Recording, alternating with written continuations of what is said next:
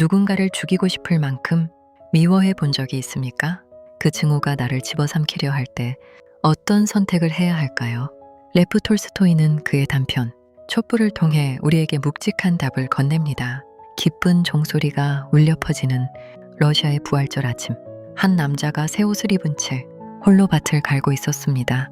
그의 쟁기날 사이에는 작은 촛불 하나가 위태롭게 타오르고 있었습니다. 바람이 불고 흙먼지가 휘몰아쳐도 결코 꺼지지 않았던 이 작은 불꽃, 이 미약한 빛 하나가 어떻게 잔혹한 폭군을 무너뜨리고 마을의 운명을 바꿨는지 그 경이로운 이야기를 지금 시작합니다. 때는 러시아 농노제 시절 어느 귀족의 드넓은 영지에 새로운 감독관이 부임합니다. 그의 이름은 미하일 세묘비치. 농민들은 그를 그저 까다로운 관리자라 생각했지만 그것은 착각이었습니다. 그는 인간의 탈을 쓴 악마였습니다. 미하일은 농민들을 짐승처럼 부렸습니다. 법으로 정해진 부역 날짜조차 무시했고 여자들도 뜨거운 벽돌가마 앞에서 쓰러질 때까지 일을 시켰습니다. 조금이라도 늦장 부리면 무자비한 채찍이 날아왔습니다. 매질 끝에 목숨을 잃는 이가 넘쳐났고 쇠고랑을 찬 채 들판에 버려지는 이들도 속출했습니다. 모스크바의 귀족 주인에게 억울함을 호소했지만 돌아온 것은 2배의 보복뿐이었습니다. 마을은 불신과 밀고로 썩어가고 있었고 사람들의 가슴 속엔 시커먼 증오가 독처럼 퍼져나갔습니다. 부활절을 며칠 앞둔 어느 날, 미하일은 금지된 불법 노동인 숲속 장작 패기를 명령했습니다.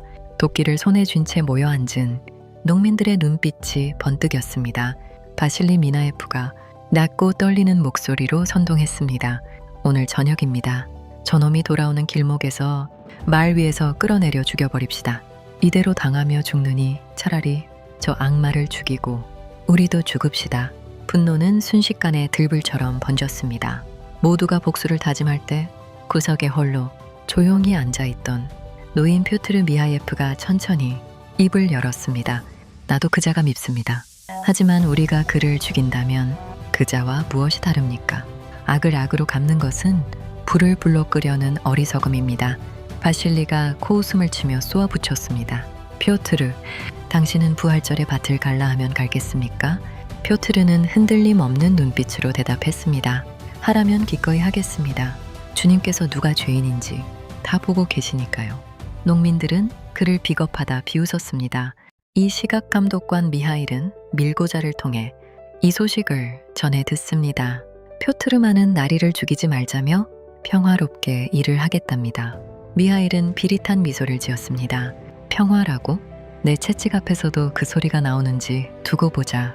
고난주간의 마지막 밤, 미하일은 최악의 명령을 내렸습니다. 내일 부활절 연휴에 귀리밭을 갈아라. 러시아인들에게 부활절은 목숨과 같은 신앙이었습니다. 그날에 일을 시키는 것은 영혼을 짓밟는 모독이었습니다. 다음 날 아침, 거룩한 종소리가 마을을 깨울 때 미하일의 아내와 딸은 화려한 옷을 입고 교회로 향했습니다. 하지만 농민들은 눈물을 삼키며 들판으로 나가야 했습니다. 누구도 거역할 수 없는 공포의 명령 앞에 마을은 차디찬 정적에 잠겼습니다. 그때 퓨트르가 나타났습니다. 부활절 새 옷을 정갈하게 차려입고 쟁기를 끌고 나왔습니다. 그리고 쟁기날 사이에 밀랍 촛불 하나를 꽂고 불을 붙였습니다. 바람이 몰아치고 흙먼지가 소용돌이 쳤습니다. 농민들이 비웃었습니다. 쟁기에 촛불이라니 미친 게 분명해. 하지만 기적이 일어났습니다. 사나운 강풍 속에서도 그 가녀린 불꽃은 꺼지지 않았습니다. 퓨트르는 낮은 목소리로 찬송가를 부르며 한 걸음 한 걸음 밭을 갈았습니다. 온 땅의 평화를, 모든 사람에게 선의를. 작은 촛불은 평화로운 그의 얼굴을 환히 비추며 타오르고 있었습니다. 이 광경을 정탐하던 부하가 미하일에게 달려가 보고했습니다. 처음에 미하일은 비웃었습니다. 새 옷을 입고 촛불을 켜고 밭을 갈다니 정말 멍청한 놈이구나. 그런데 갑자기 웃음이 뚝 멈췄습니다. 들고 있던 기타를 내려놓은 그의 손이 바르르 떨리기 시작했습니다. 홀로 어두운 방에 앉은 미하일의 눈앞에 그 촛불이 아른거렸습니다. 바람에도 꺼지지 않는 불꽃, 원망 없이 찬송가를 부르는 퓨트르의 얼굴. 미하일은 난생 처음 영혼을 관통하는 전율을 느꼈습니다. 그자가 나를 이겼다. 압도적인 선함 앞에 그의 악독한 심장은 무너져 내리고 있었습니다.